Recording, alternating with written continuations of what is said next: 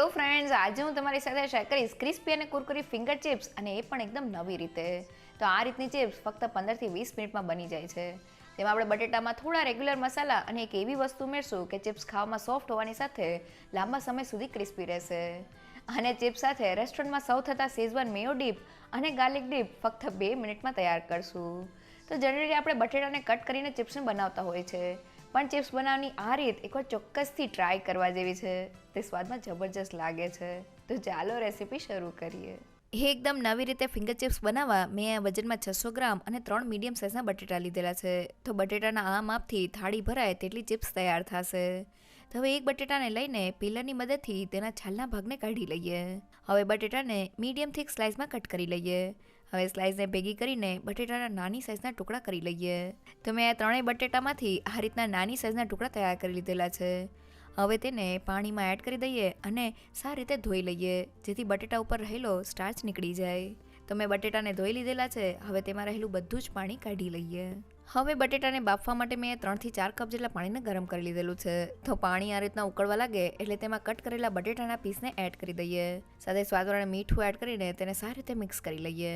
અને હવે હાઈ ગેસની ફ્લેમ પર બટેટાને 8 થી 10 મિનિટ માટે ઉકાળી લઈએ, જેથી એકદમ સારી રીતે બફાઈને સોફ્ટ થઈ જાય.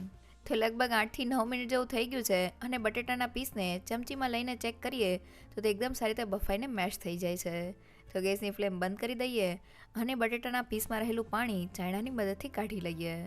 હવે બટેટાના પીસને ચાયણામાં આ રીતના થોડા પોળા કરીને એકદમ સારી રીતે ઠંડા કરી લઈએ. તો ચિપ્સ માટે આપણે બટેટાને બાફીને મેશ કરી લેવાના છે, એટલે બટેટાને નાના ટુકડામાં કટ કરવાથી તેને કૂક થતાં એકદમ ઓછો સમય લાગે છે. હાઈ ગેસની ફ્લેમ પર પાણીમાં ફક્ત 8 થી 10 મિનિટમાં બટેટાના ટુકડા બફાઈ જાય છે. સાથે આપણે ચિપ્સને ક્રિસ્પી તૈયાર કરવાની છે, એટલે બાફેલા બટેટાને આપણે એકદમ સારી રીતે ઠંડા કરી લેવાના છે, જેથી તેમાં રહેલો મોઇસ્ચરનો ભાગ એટલે કે પાણીનો ભાગ નીકળી જાય અને ચિપ્સ એકદમ ક્રિસ્પી તૈયાર થાય. અને હવે બટેટાના પીસને જોઈએ તો તે એકદમ સારી રીતે કોરા થઈને ઠંડા થઈ ગયા છે. તો હવે તેને મિક્સિંગ બાઉલમાં એડ કરી દઈએ અને કાંટાની મદદથી બટેટાને મેશ કરી લઈએ. તો બટેટાને મેશ કરતી વખતે આપણે એ વાતનું ખાસ ધ્યાન રાખવાનું છે કે તેના કોઈ પણ જાતના મોટા કણ ન રહે. તો મેં બટેટાને એકદમ સારી રીતે મેશ કરી લીધેલા છે. કપથી માપીએ તો 3 કપ જેટલા મેશ કરેલા બટેટા છે.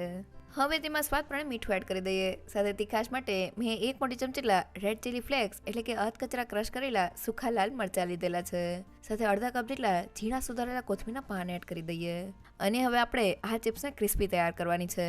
તો મેં અહીંયા તેજ વાટકીના માપથી 1 વાટકી જેટલા પોહા લીધેલા છે. તો રેગ્યુલર બટેટા પોહા માટે જે પોહા વાપરતા હોય તે જ લીધેલા છે. તેને મિક્સર જારમાં એડ કરી દઈએ અને બીજી કોઈ પણ વસ્તુ એડ કર્યા વગર તેને ગ્રાઇન્ડ કરી લઈએ. તો પોહા ગ્રાઇન્ડ થઈને તેનો આ રીતનો ફાઇન પાવડર તૈયાર થઈ ગયો છે. અને હવે ગ્રાઇન્ડ કરેલા પોહાના પાવડરને મિક્સરમાં થોડો એડ કરતા જઈને મિક્સરને ભેગું કરી લઈએ. તો આપણે એકસાથે બધો જ પોહાનો પાવડર મિક્સરમાં એડ નથી કરી દેવાનો, નહીં તો મિક્સર ડ્રાય થવાને લીધે છૂટું થઈ જશે. તો તમે જોઈ શકો છો કે મિક્સર એકદમ સારી રીતે ભેગું થઈને તેનો આ રીતનો સેમી સોફ્ટ લોટ બંધાઈ ગયો છે. આ રીતનો મિક્સર તૈયાર કરવામાં મારે 1 વાટકી જેટલા પોહા પાવડરની જરૂર પડેલી છે. તો ફિંગર ચિપ્સ બનાવવા માટેનું આપણું મિક્સર તૈયાર થઈ ગયું છે.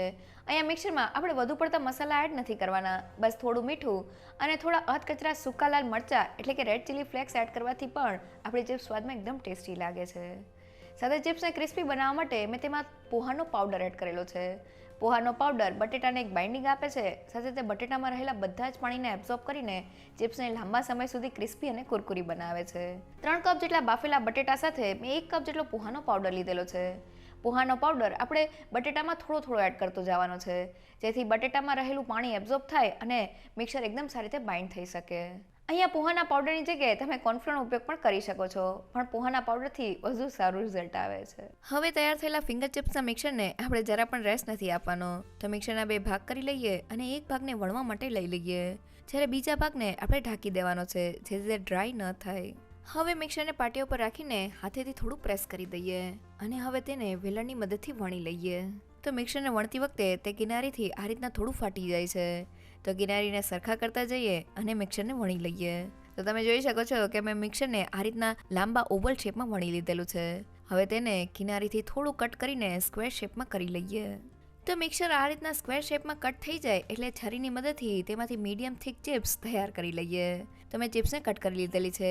એક ચિપ્સને હાથમાં લઈને બતાવું તો તમે જોઈ શકો છો કે તે આ રીતની મીડિયમ થિક છે, જે એકદમ પરફેક્ટ છે. અને હવે ચિપ્સને તળવા માટે મેં તેલને ગરમ કરી લીધેલું છે.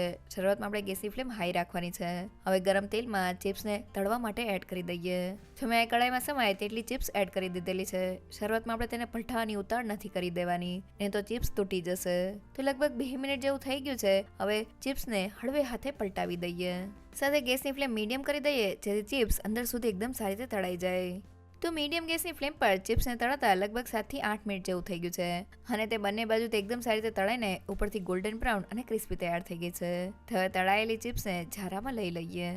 જોતા જ ખાવાનું મન થઈ જાય એવી આપણી એકદમ ક્રિસ્પી અને કુરકુરી ચિપ્સ તૈયાર થઈ ગઈ છે.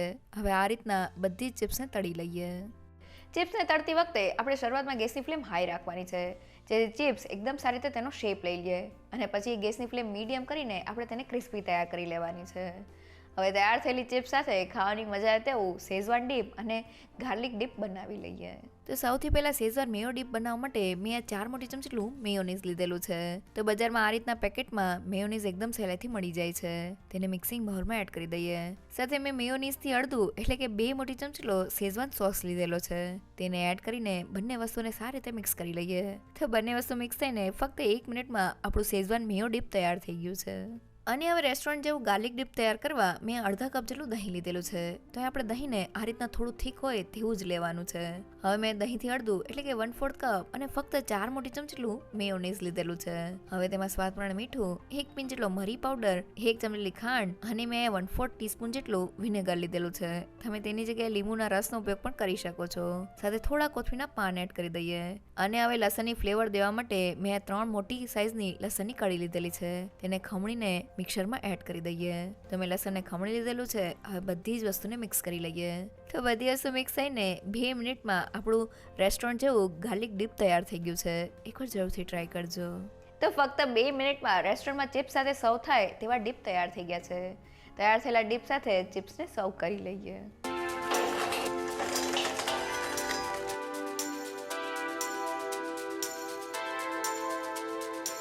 I got a tendency to find the pain in you, spin it around and make you wake the whole way through. I don't know why, but I guess this is a way. તો એકદમ નવી રીતે તૈયાર થતી finger chips એકવાર ચોક્કસથી try કરવા જેવી છે. ફિંગર ચિપ્સ બનાવતી વખતે બસ તમારે અમુક વાતનું ધ્યાન રાખવાનું છે. પહેલી એ કે બાફેલા બટેટાને તમારે એકદમ સારી રીતે ઠંડા કરી લેવાના છે, જેથી બટેટામાં રહેલો મોઇશ્ચરનો ભાગ વયો જાય. સાથે ફિંગર ચિપ્સનું મિક્સર બનાવતી વખતે બટેટા સાથે થોડો પોહાનો પાવડર એડ કરવાથી તે બટેટામાં રહેલા પાણીને એબ્ઝોર્બ કરી લે છે અને ચિપ્સને લાંબા સમય સુધી ક્રિસ્પી અને કુરકુરી તૈયાર કરે છે. સાથે ચિપ્સને તળતી વખતે શરૂઆતમાં ગેસની ફ્લેમ હાઈ રાખવાની છે, જેથી ચિપ્સ એકદમ સારી રીતે તેનો શેપ લઈ લે અને પછી મીડિયમ ગેસની ફ્લેમ પર તેને ક્રિસ્પી કરી લેવાની છે. જો તમને મારી આજની રેસીપી ગમી હોય તો મને કમેન્ટ સેક્શનમાં જરૂરથી કહેજો. સાથે મારા વિડીયોને લાઇક અને ફ્રેન્ડ્સ અને ફેમિલીમાં શેર કરજો અને મારી ચેનલને સબસ્ક્રાઈબ કરવાનું ના ભૂલશો. તો ફરી મળીએ એક નવી રેસીપી સાથે.